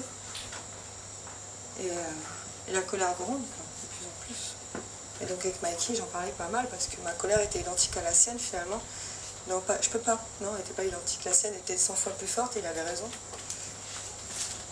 Et elle était 100 fois plus forte pour une autre raison. Celle d'un fléau sur son territoire. Celle du fléau de l'orpaillage illégal. Celle du fléau que tout le monde parle pour se faire briller, et puis derrière, il n'y a absolument rien. Ce fléau qui dure depuis des années. Quand je suis arrivée, quand j'étais petite, on voyait déjà les barges. Quand en 89, 90, 91, elles étaient déjà là, ces putains de barges. C'est pas une histoire d'hier, quoi. En 2013, en Guyane, sur le territoire de la Guyane, on dénombre plus de 700 sites d'orpaillage. 700. 2 ans auparavant, en 2011, il y en avait moins de 400. Donc quand l'État français vous fait croire qu'on est en récession, qu'il y a moins d'orpaillage, que c'est contrôlé, patati, c'est pas vrai. Pas du tout. Pas du tout, du tout, du tout. Voilà. 700 sites, c'est à peu près 15 000 hommes, selon leur estimation. 15 000. Vous allez me dire, l'orpaillage illégal, ouais, ok, ça détruit un petit peu les forêts, puis c'est cool, quoi, ça quand même ça emmène de l'argent. À la Guyane, il y en a qui pensent comme ça, et je peux comprendre. Il y a quand même du trafic, ça permet à des gens d'avoir de l'argent, qui est réinjecté dans l'économie locale. Ouais, j'ai déjà entendu des trucs comme ça. Oui, mais non, parce que c'est dramatique, les conséquences, sur plusieurs niveaux. Au premier lieu, niveau, ben, comme je dis, écologique, c'est 4000 hectares qui sont partis en fumée de terre, de forêt. c'est 1400 km de fleuves qui sont impactés. Parce que faut savoir qu'il y a deux techniques d'orpaillage. L'orpaillage primaire, où on va taper directement sur le filon, donc on creuse des galeries très profondes, de plusieurs dizaines de mètres de profondeur. Et là, du coup, on fait une petite percée dans la forêt, c'est encore discret, mais quand même on saccage une partie de la forêt pour creuser cette galerie de plusieurs mètres de profondeur. Et sinon, la deuxième technique est beaucoup plus répandue en Guyane, quoique ça commence à changer, c'est l'alluvionnaire, c'est-à-dire qu'on tape directement au fond du fleuve, on récupère donc, tout l'or qui s'est déposé au fond des fleuves. Et donc, pour ça, on détourne des parties de cours d'eau, on utilise des grosses lances, on peut après passer sur des tables à secousses pour récupérer notre or. Le problème, c'est qu'au-delà de détourner des cours d'eau, ça crée une turbidité de l'eau. Quand je parle de turbidité, c'est-à-dire que l'eau avant elle était à peu près transparente, je suis d'accord, elle n'est pas totalement bleue, mais on voyait encore un petit peu à travers. Et après le passage de l'orpaillage illégal, donc avant, après, voilà, c'est caca marron boueux, quoi. En gros. Et donc ça tue tout un écosystème. Un écosystème qui nourrit la population locale. Si la population locale n'a pas de réfrigérateur, parce qu'il n'y a pas d'électricité. Il n'y a pas de Chinois, donc pareil, ils ne peuvent pas acheter leur petit carton de poulet tranquille. Donc ils se nourrissent encore beaucoup de poissons. Donc déjà, il y a une raréfication du poisson, qui est multipliée par le fait que les orpailleurs non plus, il n'y a pas de supermarché, il n'y a pas de Super U et compagnie. Donc eux aussi, 15 000 personnes, il faut bien qu'ils bouffent les mecs. Donc ils chassent, ils pêchent. Multiplié par le fait que les derniers poissons qui restent, ils sont pleins de mercure. Il y a 10 tonnes de mercure estimées qui sont rejetées par an dans les fleuves. 10 tonnes. Et donc, le principe, c'est que les petits poissons qui mangent le mercure, et les petits poissons, ils sont mangés par les gros poissons, et les gros poissons, ils sont mangés par les humains. Et donc, on se retrouve dans une situation où, aujourd'hui, à l'heure actuelle, plus de 80% de la population du Haut-Maroni a un taux supérieur en mercure que le taux réglementé au niveau mondial. Des taux en mercure qui entraînent des retards de croissance, des problèmes, des dysfonctionnements graves sanitaires. Alors que même ces personnes-là n'ont pas accès à l'hôpital, sont totalement déjà reculés, ils ont juste un dispensaire qui a le minimum syndical et encore. Et là, c'est que la première partie du problème. C'est qu'au-delà de ça, il y a aussi toute la violence, tout le trafic qui s'installe. 15 000 personnes, ça passe pas inaperçu, les mecs. Il y a des vols, il y a des braquages, il y a une montée en violence aussi, parce que les Amérindiens, c'est leur territoire, ils ne vont pas se laisser faire non plus. Il y a eu des soucis dans le passé, déjà. Et puis, dans le passé, on peut également citer Jean Bella, par exemple, et sa milice, sous les yeux de l'État sauveur qui mangeait à sa table, qui en attendant torturait, tuait des gens, les rendait esclaves. Merci l'État français, super, super taf. Hein? Et donc nous, en attendant, on fait quoi sinon des Amérindiens? On reste là, on continue notre cueillette là où il n'y a plus rien, on fait quoi? Hein? Parce que l'État français, qu'est-ce qu'il a fait?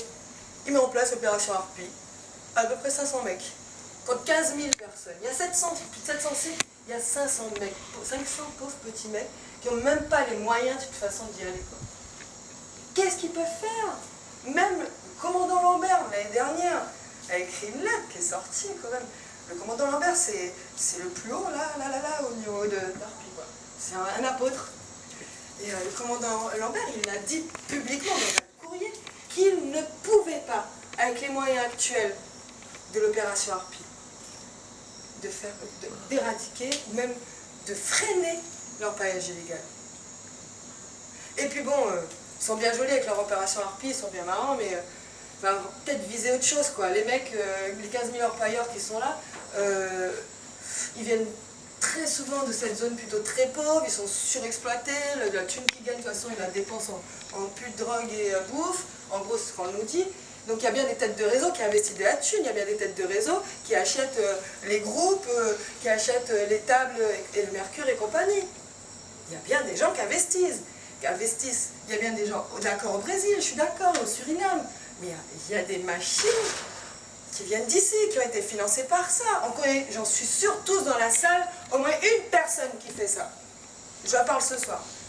Qui n'est pas présente là, mais qu'on connaît tous. Et pourtant, on laisse faire parce qu'on se dit c'est loin des yeux, on loue juste un matos, c'est pas grave, le gars il fait juste son beurre, il faut bien qu'il vive, etc. En attendant, on aide juste une population et un territoire. Et donc, face à ça, moi, pendant longtemps, en fait, j'ai pas eu le droit d'en parler, puisqu'on a une clause de confidentialité dans le pacte. Et du coup, j'avais pas le droit de citer ces chiffres, et en fait, ils ont été rendus publics en décembre, suite au travail d'un collectif, les Hurleurs. Un collectif qui s'est monté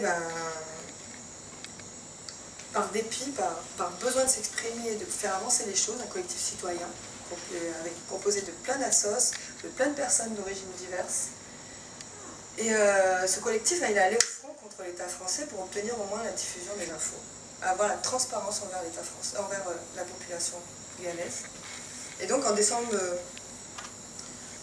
2013, on a obtenu ces chiffres. Donc c'est une première victoire, toute petite. Ouais, les Hurleurs. La mer Rouge ensanglantée.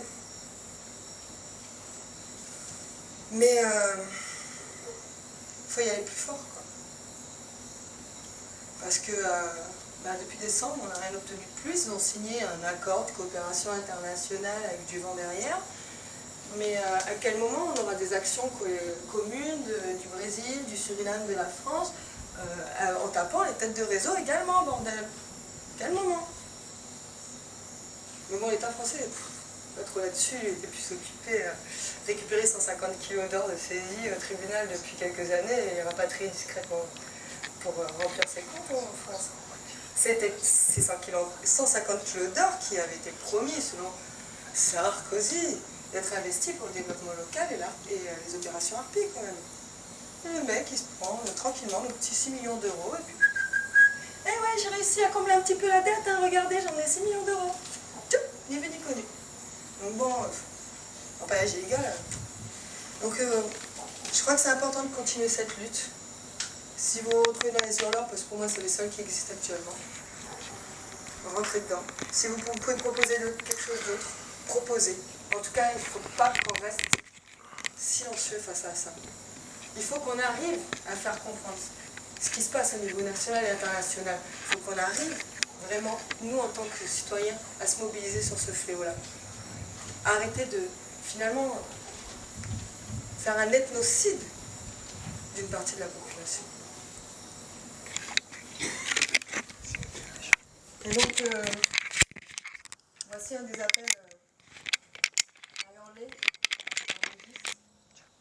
J'espère que vous assistera dans cette pause. Petite exclusivité.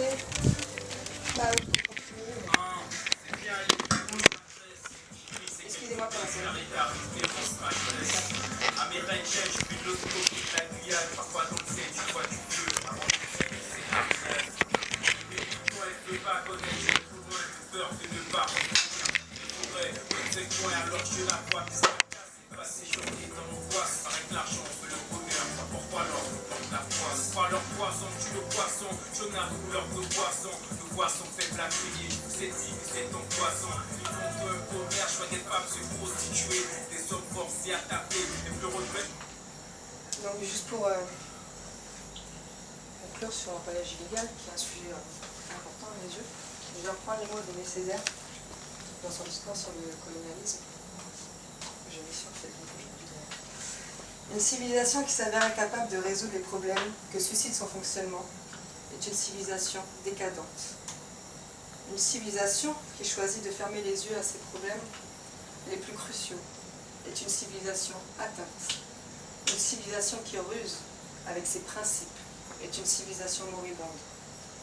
Le fait est que la civilisation dite européenne, la civilisation occidentale, telle que l'ont façonné 2 siècles de régime bourgeois, est incapable de résoudre les 2 problèmes majeurs auxquels son existence a donné connaissance, le problème du prolétariat et le problème colonial.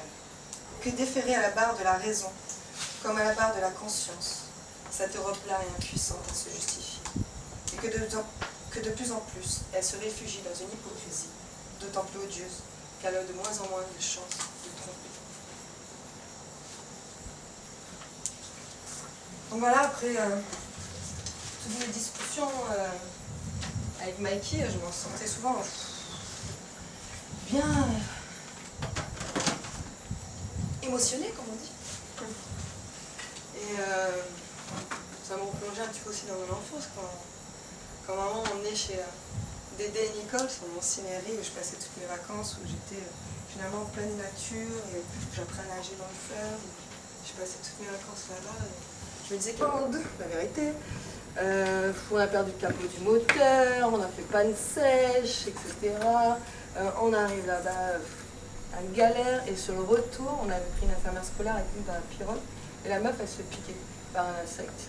Et là, allergie, mais grosse allergie, elle commence à avoir un œdème qui déclare tout ça, elle commence à ne plus pouvoir respirer, tout ça, commence à nous expliquer, il faut prendre un stylo, il faut percer là, machin, je me dis non. Et la chance pour nous, sur cet affluent, à Tampoc, qui est très orpailleux, il y avait un poste avancé de l'opération Harpie, donc il y avait des militaires et un médecin militaire. On a pu, en plein milieu de la forêt, lui faire une perfusion, et qu'elle reparte avec sa perfusion sur un morceau de bois, jusqu'à Maripasoula dans la pirogue pépère. Quoi. Vraiment, c'était, je sais pas, c'est vraiment extraordinaire comme situation. Depuis, on a mis des antihistaminiques dans la boîte de sport, c'est plus rapide. Puis surtout parce que ce fameux poste, par manque de moyens, il a été démonté. Il n'existe plus. Et aujourd'hui, il se passait la même chose, la meuf, elle serait morte. Parce que je pense pas que j'aurais planté son idée dans sa gorge, quoi. C'est pas possible. Donc voilà, donc Caillaudet, cette fois-ci, quand j'y suis allée, on était en début du mois, vers le 7-8. Vous savez, quand la cave tombe, il n'y a pas de distributeur automatique, il n'y a pas d'électricité. De toute façon, c'est pas rentable pour la Poste de mettre un distributeur automatique là-bas. Et donc, le 7-8, il n'y a personne dans le village, en fait. Ils sont tous à Maripasoula en train de retirer leur thune pour pouvoir faire leur village. Mais ça, nous, on s'en fout, on est quand même l'élite de la nation française, hein, quand même, faut pas oublier, ma casquette à chez VRP, moi, c'est moi qui passe en premier, c'est moi qui détermine mes dates de mission, et vous avez qu'à être là, quoi. C'est comme ça. Et donc, ils sont pas là, forcément, ils m'écoutent pas trop, puis je leur donne pas trop de thunes, ils m'ont pas beaucoup écouté. Et donc, dans ce cas-là, je fais le tour du village pour essayer de trouver des porteurs de projet. À force de faire le tour du village, j'ai un peu l'impression de faire le tour des prostituées, comme me faisait ma maman. Parce que quand j'étais plus jeune, avec ma maman, était médiatrice de santé publique dans une assoce. Et donc on partait le vendredi soir dans sa petite titine, avec des biscuits, du café et des capotes, pour faire le tour des prostituées. Puis on parlait avec elles, on découvrait leur vie, on découvrait leurs ennuis, leurs problèmes de papier, etc. Et après, malheureusement, on devait les laisser dans leur merde. On n'avait pas le droit de pouvoir les aider autrement qu'en donnant ça. Quoi. Et c'est un peu l'impression que j'avais au fur et à mesure que je faisais mes tours du village, comme ça, de venir balancer mes normes, et puis de me casser en les laissant dans leur merde. Donc voilà, j'essaie quand même de faire des petits trucs, et donc j'allais voir les artisans, coucou, qu'est-ce que vous faites beau, etc. Parce qu'on avait un partenariat avec une assoce locale qui achète l'artisanat pour le revendre sur les littorales. Une chargée de mission que j'adore et qui essaye de faire des choses, un petit peu d'éducation populaire qui n'est pas forcément écoutée tout le temps. Et donc cette association-là, elle est financée sur fonds publics pour mettre en place ces actions. Et donc les partenaires, au fur et à mesure, lui demandent d'être de plus en plus rentable. Donc elle lui demande d'abord de mettre des prix conséquents, de faire une marge. Donc de multiplier par 2,5 tous les points.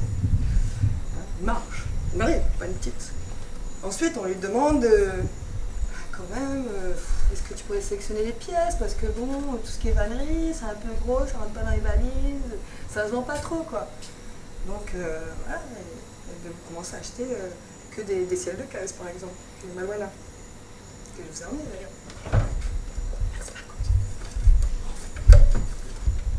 Voilà. En version miniature, en version vraie, c'est beaucoup plus grand. Voilà, c'est la ciel de case, en fait, c'est quelque chose de très important pour le peuple amérindien. C'est quelque chose qu'on place en fait à l'intérieur du Tukushipan, en dessous, quand on l'inaugure. C'est très souvent fabriqué dans du fromager, quand même un arbre très protecteur chez tout le monde en Guyane. Et ensuite, il est sculpté par les mythes amérindiens. C'est que des histoires de mythes en fait, dessus. Avec des pigments naturels et du charbon. Et donc, ça plaît, c'est joli et tout, voilà. Donc ça, on leur demande des tonnes, quoi.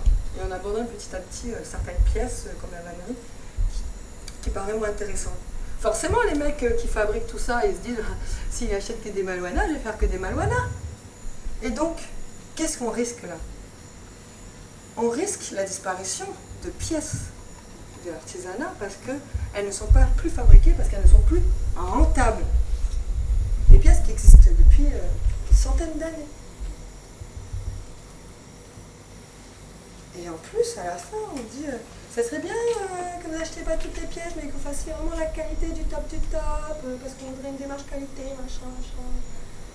Et donc voilà, petit à petit, on sélectionne, on crée des modèles types, on fait rentrer dans des cases l'artisanat local.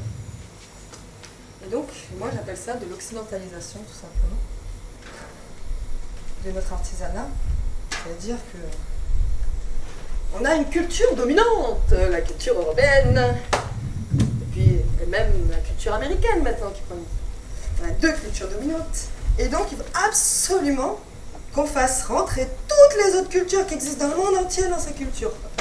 Absolument qu'on les fasse rentrer dans une petite case, parce qu'elles, elles sont bien, et tous les autres c'est de la merde, en gros. Donc il faut occidentaliser tout. Et moi ça me gonfle, parce que voilà, ce ciel de case là, ce type de ciel de case, ça m'est déjà arrivé d'arriver dans un bar, ça m'est déjà arrivé d'arriver dans un bar, et là de retrouver un ciel de case utilisé comme tabouret, donc en gros les gens mettaient leur cul sur les mythes amérindiens, ou encore posé sur un bar où on pose sa bière tranquille dessus, quoi, c'est naturel, de pouvoir, c'est des choses sacrées pour les gens. On ne respecte même pas la culture présente. On l'utilise, on la détourne.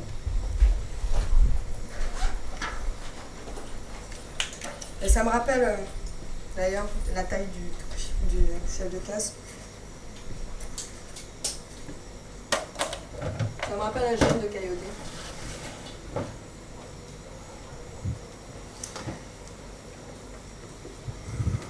Qui m'a embêté toute l'après-midi. Le gars est venu toute l'après-midi. Madame, je fais des ciels de case. Mais encore plus petit que ça en fait, il en fait des tout petits comme ça, miniatures qui pouvaient monter en bijoux. Il me dit, madame, l'association en question que vous financez, elle ne veut pas m'acheter les ciels de case. Ah ouais, pourtant c'est trop beau, trop bien, machin, je peux acheter. Je lui demande pourquoi. Quoi. Il m'explique que c'est pas traditionnel aux yeux de l'association, qui a un conseil d'administration, et que donc, comme il ne respecte pas la dimension, donc ça c'est pas traditionnel, comme il ne respecte pas la dimension originelle de l'artisanat, ce n'est pas considéré comme traditionnel, et donc il ne l'achète pas. Et le gars, il m'a toute l'après-midi, madame, s'il vous plaît, essayez de faire quelque chose, moi, j'ai... Parce que ce que je vous ai pas dit, c'est ça, le détail important, c'est qu'il faisait des ciels de case petits comme ça, avec les mains palmées. Ce garçon, il était handicapé, physique et un petit peu moteur. Et donc il m'a expliqué toute l'après-midi combien faire cet objet pouvait être important à ses yeux face à l'handicap qu'il avait en fait. Et donc je lui dis, quand je rentre à Cayenne, je vais voir avec la dame, j'attends que sur le son, il passe un petit coup de fil et elle va pouvoir m'aider, il n'y a pas de souci, dans le détail. Donc je rentre, j'appelle la petite dame, allô, ça va, nanana, je lui raconte ma petite story, elle me dit, ouais, je suis au courant, mais en fait je peux rien faire. Je peux rien faire parce que en fait, c'est le conseil d'administration qui juger de ça. Moi, je suis salariée, j'ai pas mon droit de vote là-dessus, et je suis désolée pour comprendre. Et cette fois-ci, j'ai pas essayé de résister, en fait. J'ai classé le dossier, je t'ai débordé, ma chef n'était pas là. Voilà, je passais à autre chose. Le problème, c'est que ce garçon, il s'est suicidé. Quelques semaines après. Et je m'en suis beaucoup voulu. Je me suis demandé pourquoi j'avais pas fait ce qu'il fallait. Est-ce que j'avais une part de responsabilité là-dedans? Et puis en fait, je me suis rendu compte que oui, dans tous les cas que j'ai fait ce putain de geste ou pas, j'ai une part de par ma fonction, de par mon rôle, de par ma représentation. À chaque fois que j'endosse ce costume de VRP, j'endosse aussi les responsabilités qui vont derrière. J'endosse cet ethnocide, parce qu'il faut savoir que c'est pas le seul qui se suicide.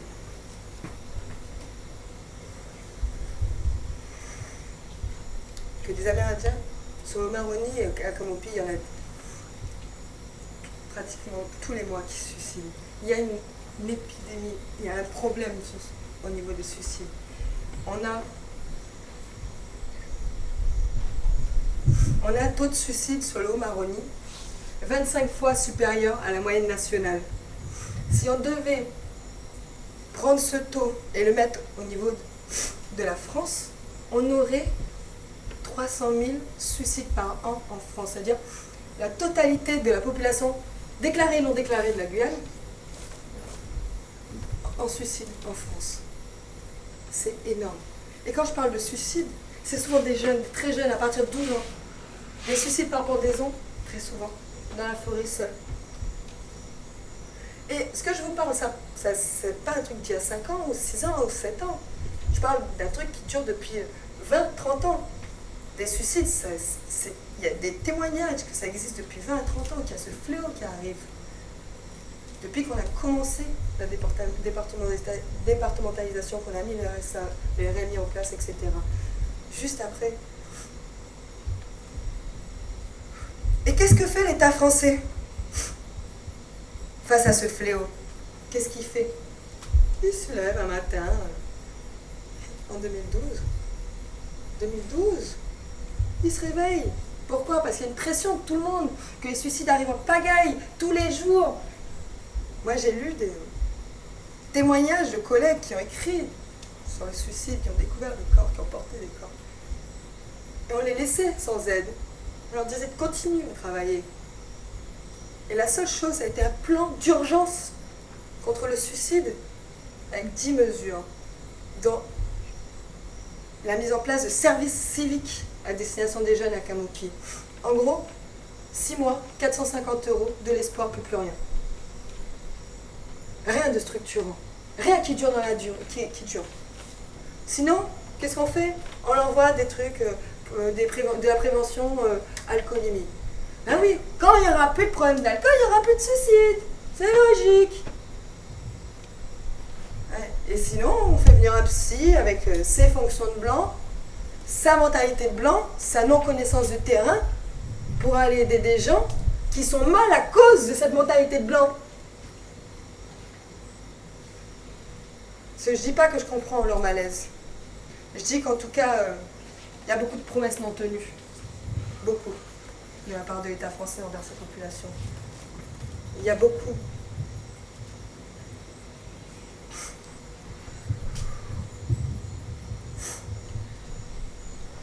Excusez-moi.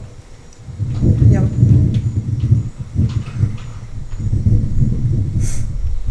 y a beaucoup de part de responsabilité de la part de l'État français, de par l'installation des Amérindiens dans son cursus français sans adaptation aux spécificités locales. Pourquoi l'État français, à l'heure actuelle, ne signe pas la convention de l'OIT numéro 169, la convention qui détermine le droit à l'autodétermination pour tous les peuples autochtones, qui détermine le droit foncier. Pourquoi on a droit qu'à un pseudo-décret préfectoral où on n'a pas un vrai droit foncier?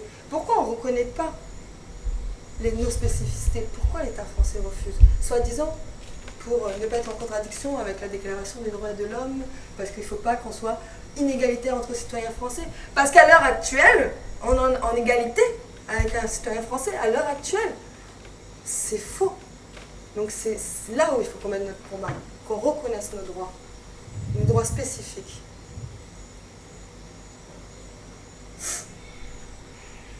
On a encore eu la preuve il n'y a pas longtemps. On peut parler le dimanche avec l'ONC Mefes, Openlist.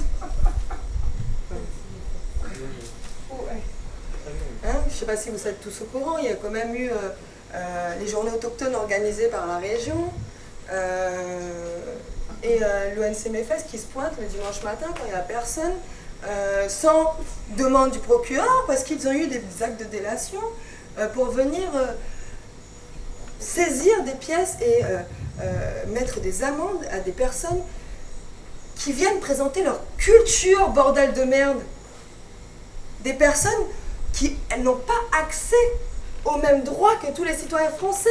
Quand eux auront droit à l'eau, quand eux auront droit à l'électricité, quand eux auront droit aux les infrastructures de base, là vous aurez droit d'ouvrir votre bouche. Pourquoi vous ne voulez pas contrôler? Pourquoi vous ne voulez pas informer sur le territoire? Vous n'avez pas de budget. Eh mais non, si tu n'as pas de budget, tu n'as pas les moyens, tu ne fais pas. Fin que ça. Tu ne fais pas quand ça t'arrange. Ah, ça m'a tué cette histoire.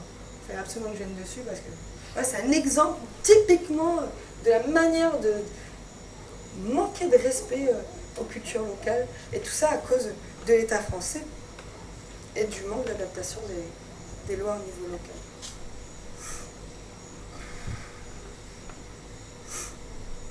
Je vais vous mettre un petit titre pour essayer de soulager un peu l'ambiance. C'est une de mes résistances en association, parce que j'ai resté de plein de façons, hein, toute seule dans mon coin, dans mon taf, je résiste quoi. Au début j'essaie de m'assimiler, à partir du moment où je ne marche pas, je marronne quoi, c'est ça, je m'éloigne, puis après, petits actes de révolte. Et donc là c'était associatif, et c'était avec le SASPROD. On a eu l'opportunité d'aller à Camopi, et que les jeunes de Camopi viennent dans nos studios pour travailler avec eux, pour leur laisser tout simplement le droit à la parole, qu'ils puissent chanter, qu'ils puissent exprimer. Et on continue ce travail sur le long terme pour leur donner l'autonomie de s'exprimer, d'avoir droit à cette parole en dehors de tout cursus officiel. Quoi. Voilà. Arrêtons de les formater, à rentrer dans les projets, l'ingénierie de projet, etc. Laissez-les faire du freestyle s'ils veulent et laissons voir ce qui va se passer. Voilà. Et donc découvrir voilà, un titre camopien 100%. Enyung de Candeta, Enyung de Katsuru, Enyung de Kamicha, Tere Wata, de Uwa, Teko Uwu Opu Tarong Nam, Gararoyama, Pepanatsiko, Pananaro Pijo, Hugo, Umbaira, Wiru, Tamsi Pedara, Paretananago, Panasi de Helza, Pipitsi. Voilà, c'était un petit extrait. Hein. Il est sur YouTube, c'est je ne vais pas trop vous assommer, donc je pense que vous avez compris un petit peu ma vision des choses. Maintenant, moi j'ai fait une erreur, une énorme erreur. Et elle date de 2010. Parce qu'en 2010, on avait le choix de changer les choses. On avait le choix d'avoir des lois adaptées à notre territoire. Et moi, je n'ai pas voté, simplement. Et si j'avais voté, j'aurais pas voté 74 en plus. Je l'avoue, c'est une erreur, une énorme erreur. J'étais embobinée, je croyais encore en Edrita Sauveur, il faut oublier, c'était en 2010, hein, première année, premier mois, pratiquement la première semaine, je crois que j'étais à Camopi en plus, le jour du vote. Première semaine au parc. Donc j'étais totalement à fond, quoi. Putain, j'ai vu la claque, quoi. Vraiment la putain de claque que j'ai pris, j'avais pas compris. Parce que de toute façon, j'étais burn l'État, je vote pas aussi, voilà, j'étais aussi ça les politiciens, pas burn l'État, mais burn les politiciens, c'est tous de la merde, je vote pas, le système de... Je suis contre, c'est pas de la vraie démocratie, nanana. Donc dans tous les cas, je votais pas. Je me suis rendu compte que je me suis bien fait aider dans cette histoire, je suis pas la seule d'ailleurs, parce que l'article 74, c'est quoi? Qu'est-ce que c'est d'ailleurs l'article 73, qu'est-ce que c'est l'article 74? Voilà. On est département, région d'outre-mer, parce qu'il y a eu un article créé dans la Constitution française qui dit « Coucou, la Guyane existe, c'est un département-région, ils ont le droit de faire ça, etc. » En gros, on n'a le droit de pas faire grand-chose, sauf de suivre leur loi, l'article 73. Et dans l'article 74, ils disent « Vous avez le droit de demander l'autorisation à l'État pour faire évoluer des lois, pour les adapter un peu plus au niveau du contexte local. » Et donc, je ne sais pas si vous vous rappelez tous, pourquoi en 2010 on a eu ce vote. C'est parce qu'on a eu des grandes grèves un petit peu avant contre la vie chère, pour expliquer que on était contre le prix de l'essence et tout, et qu'on nous a répondu « Vous ne pouvez pas aller acheter de l'essence ailleurs, pour ça il faut changer de statut. » Donc on parle de vie chère, on nous répond statut, c'est cool. Donc bien on était embobinés dès le départ, je vous le dis. Et du coup, en plus, parce qu'ils se disent, bon, au cas où qu'ils soient intelligents et qu'ils comprennent le truc et qu'ils choisissent, qu'ils fassent le bon choix, on va quand même compliquer un peu la donne, quoi. On va pas poser une question, mais deux. À poser d'abord la question, il faudrait peut-être juste qu'on fusionne le conseil général et le conseil régional, on va peut-être gagner des sous comme ça au passage, ou est-ce qu'ils veulent des droits vraiment pour eux, quoi. Puis on s'est dit, ah non, c'est encore un peu trop simple, on le met en plein milieu du carnaval. C'est beaucoup plus marrant, en début d'année, et puis pendant que le pont est fermé. Ah, on rajoute à ça un bon discours politique sur « vous ne toucherez plus le RSA », de toute façon, les politiciens, comme je le disais moi aussi, c'est tous des pourris, c'est tous des incapables, nous ne sommes pas capables de nous diriger. Ah, et je me suis fait, mais couillonner quand même, en beauté quoi. Parce que on n'est pas capable de nous diriger. On est des gros crétins quoi. On est des sous-humains par rapport aux Français. Il n'y a personne dans la salle qui va prendre le poste de chef de délégation à Maripasoula. Personne qui a un master, qui est d'origine guyanaise, qui a un bac +4, qui a les compétences de faire ça et qui connaît son territoire. Comme le dit encore une fois mon Albert Memmi, que j'adore, la carence la plus grave subie par le colonisé est d'être placé hors de l'histoire et hors de la cité. La colonisation lui supprime toute part libre dans la guerre comme dans la paix, toute décision qui contribue au destin du monde et du sien, toute responsabilité historique et sociale. Et ce soir, en fait, je vous appelle à reprendre tout ça, à reprendre en main tout ce qu'on nous a enlevé, en fait. Et en premier lieu, d'abord, à se rendre compte, à conscientiser un petit peu toutes les formes de colonisation qu'on a en Guyane et de se battre contre elles. Il y a plein de manières de se battre. Mais l'important, c'est de se rassembler et de le faire tous ensemble, comme on a su le faire en novembre 96, par exemple. On a su montrer à l'État français qui était Guyanais, qu'est-ce qu'on voulait, on a su. On a su être tous unis contre un même combat. On a su un petit peu dévier tous les pièges qu'a tendu l'État français à ce moment-là. On a pu encore pour l'université de la Guyane. Même les grands frères de 96 sont venus apporter leur savoir de résistance. C'était beau. Enfin, moi, j'ai un moment fort, quoi. Et donc, moi, ma question par cette conférence de je ne sais pas combien d'heures, mais un petit peu longue, c'était de venir à là, c'est... L'assimilation, ça ne marche pas. C'est la première étape de la décolonisation, pour le passage. Il y a 3 façons de décoloniser. L'assimilation, ça ne marche pas. L'autonomie, qu'on aurait pu avoir en 1974, on ne l'a pas eu. Alors, est-ce que c'est l'indépendance que vous voulez tous? Qu'est-ce que c'est? Moi, ma question, elle est vraiment envers le peuple guyanais, c'est est-ce qu'on va se laisser marcher dessus, encore et encore, en rêvant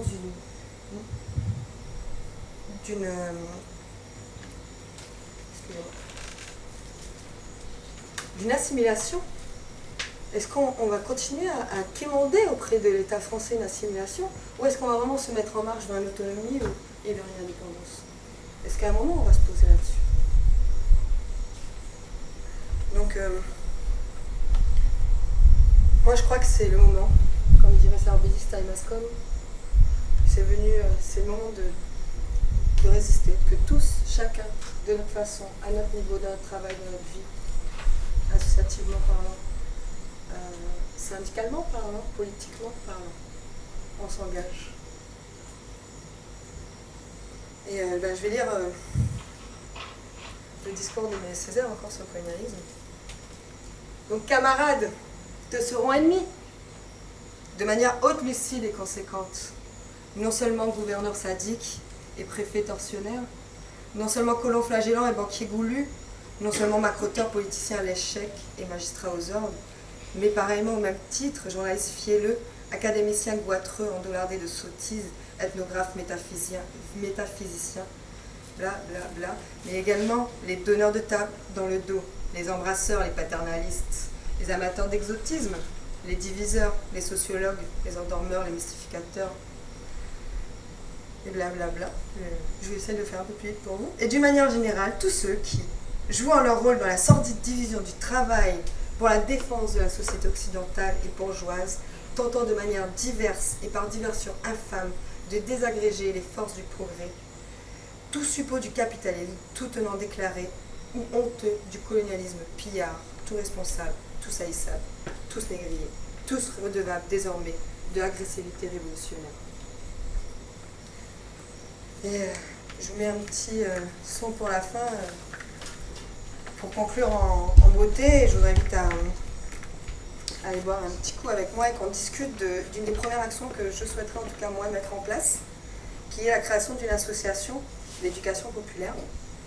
Une association qui porterait ce moyen d'expression, mais également des ateliers, d'autres choses que vous pourrez proposer si vous le souhaitez, pour pouvoir agir collectivement sur des débats, sur des combats. Ça peut être cela, ça peut être d'autres. Il y a énormément de combats en Guyane. Et donc on peut en parler ensemble si cela vous intéresse. Merci beaucoup.